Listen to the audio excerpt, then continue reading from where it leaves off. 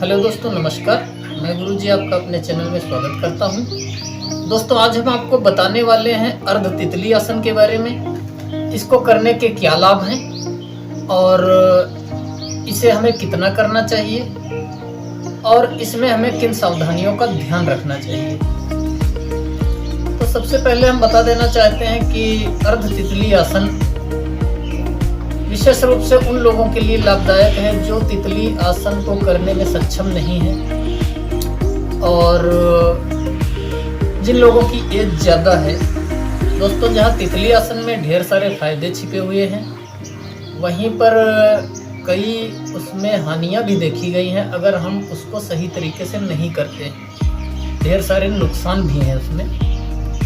दोस्तों, हमारे ये जो जॉइंट्स होते हैं कूल्हे के, जब हम मूवमेंट करते हैं तो उसकी एक घिसावट होती है उसमें, या सामान्य अवस्था में लोगों में कम नुकसानदायक होता है अगर वो ज़्यादा मूवमेंट करते हैं।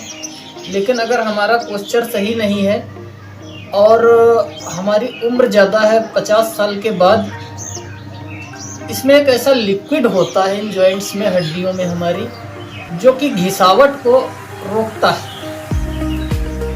लेकिन उम्र बढ़ने के साथ इस लिक्विड की क्वालिटी एवं क्वांटिटी में कमी आ जाती है। तो कई बार देखा गया है तितली आसन इत्यादि करने में लोगों को कई नुकसान हुए।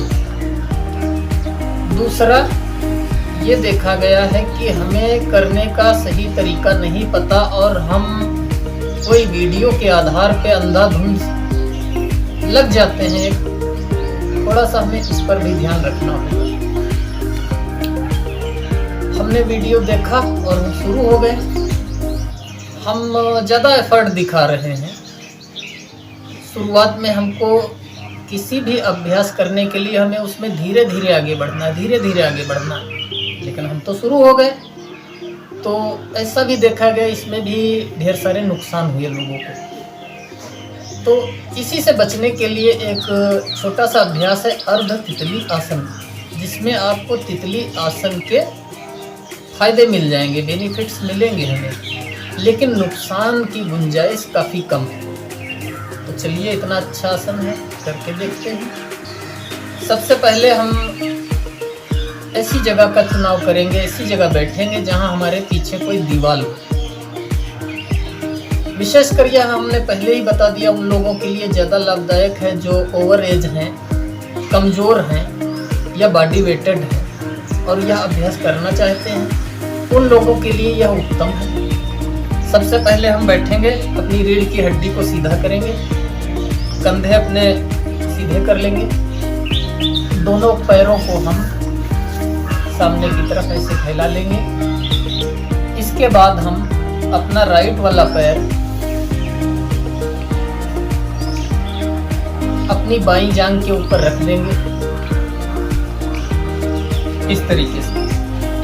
अगर इसमें भी किसी को असुविधा हो रही है तो वो अपनी इस थाई के नज़दीक, लेफ्ट वाली थाई के नज़दीक अपना राइट वाला पैर इस तरीके से रख देते हैं, जिन्हें ज़्यादा दिक्कत है। बाकी मैं नहीं मानता कि इसमें किसी को परेशानी हो सकती है।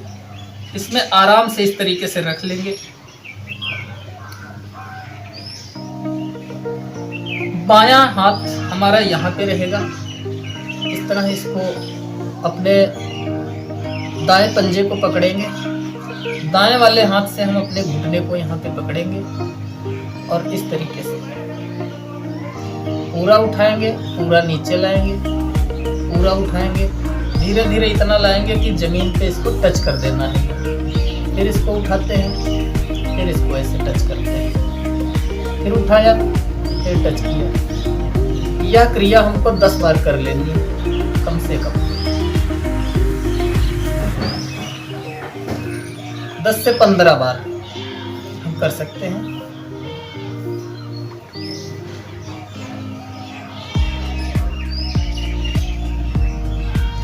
इसके बाद हम अपोजिट डायरेक्शन में जाएंगे।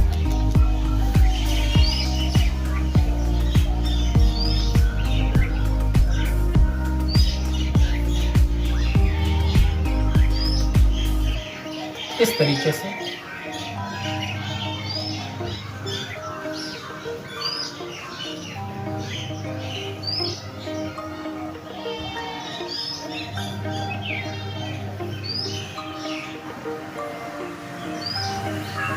पूरा उठाएंगे।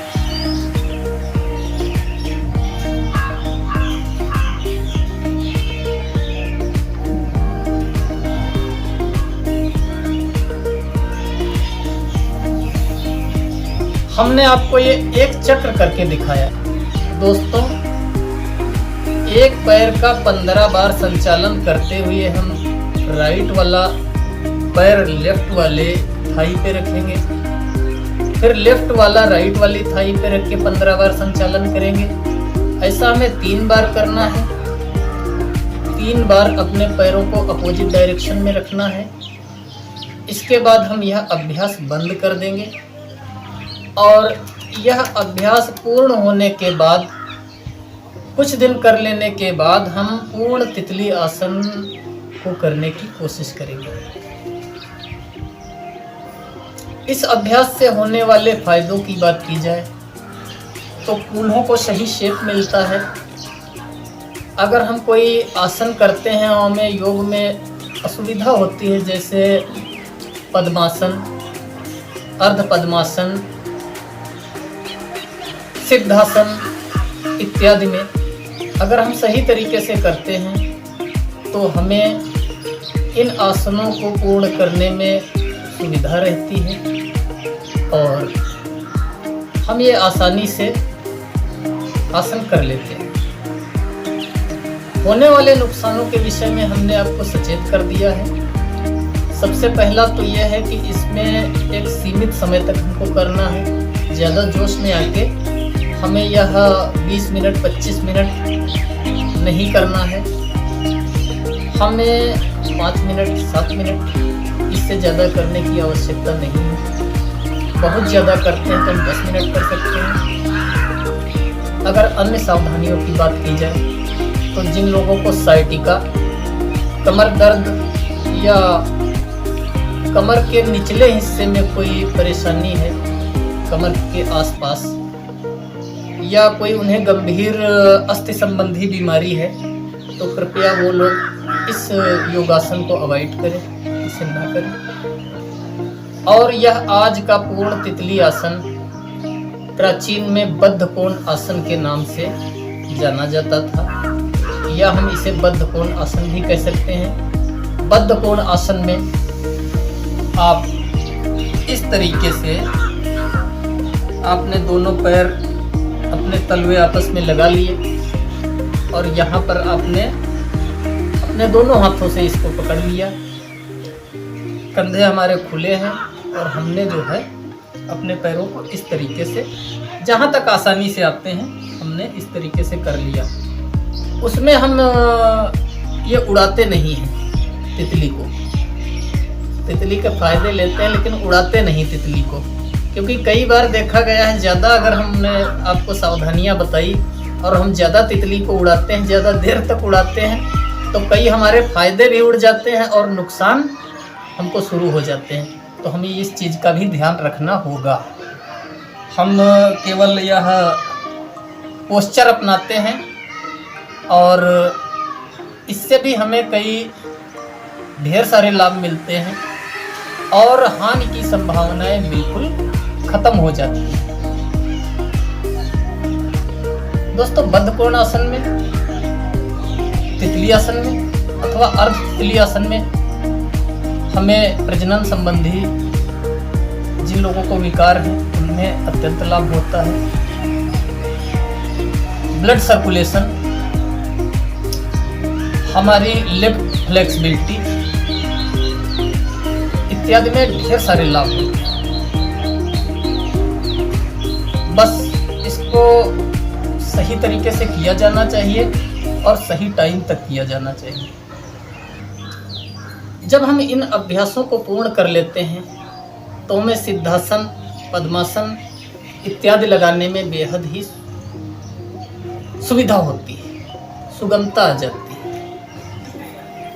बात सावधानियों की चल रही है तो हम ये बताना चाहेंगे कि आप पहले बद्ध कोण आसन में आइए, उसको करिए, उसके बाद अर्ध तितली आसन और उसके बाद पूर्ण तितली आसन की तरफ बढ़िए। ये बहुत ही उत्तम रहेगा और इसमें हानि की संभावनाएं बिल्कुल नगण्य हो जाएंगी और आपको ढेर सारे लाभ मिलेंगे। तो हमने आपको अर्ध तितली आसन से जुड़े एवं तितली आसन से जुड़े हुए कुछ लाभ एवं सावधानियों के विषय में बताया। अगर आपको हमारा वीडियो अच्छा लगे तो इसे लाइक करें, चैनल को सब्सक्राइब करें। हम मिलेंगे अगले वीडियो में, तब तक के लिए नमस्कार।